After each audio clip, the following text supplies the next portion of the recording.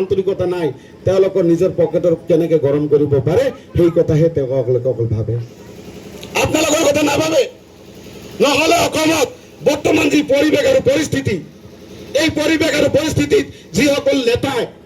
তেওঁলোকৰ আই মাতৃ নাই নেকি তেওঁলোকৰ আই মাতৃক বাদ দি কৈছিল নেকি যে আমাৰ আই মাতৃ অকল বাচ্চা জন্ম দিয়াৰ যন্ত্ৰ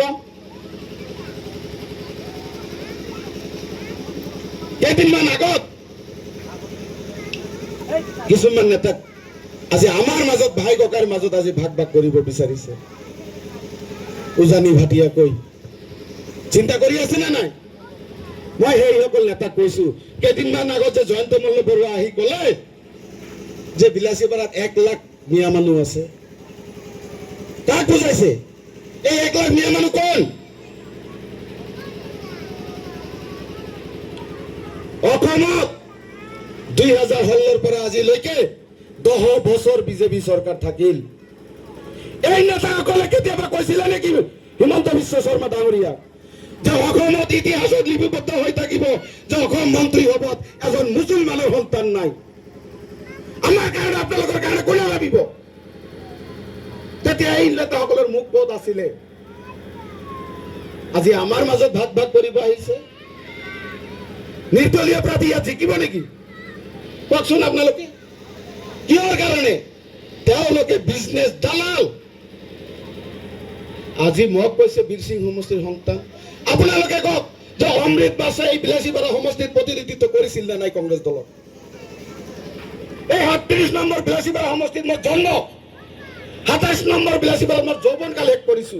আৰু 10 নম্বৰ বিলাসীপাৰাত মই আজি আপোনালোকৰ মাজত প্ৰাৰ্থিত্ব হৈ আছো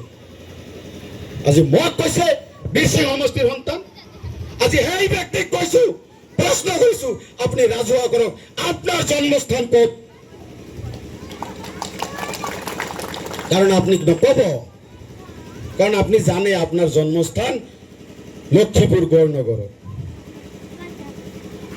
সুধিব তো আজি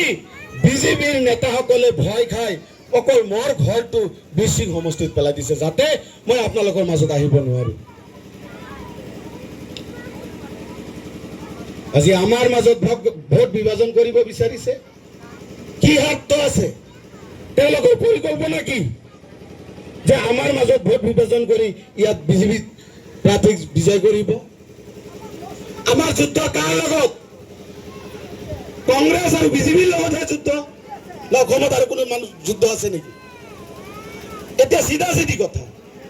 হিমন্ত বিশ্ব শৰ্মাৰ গৌৰৱ গগৈ আপোনালোকে কাক সমৰ্থন কৰিব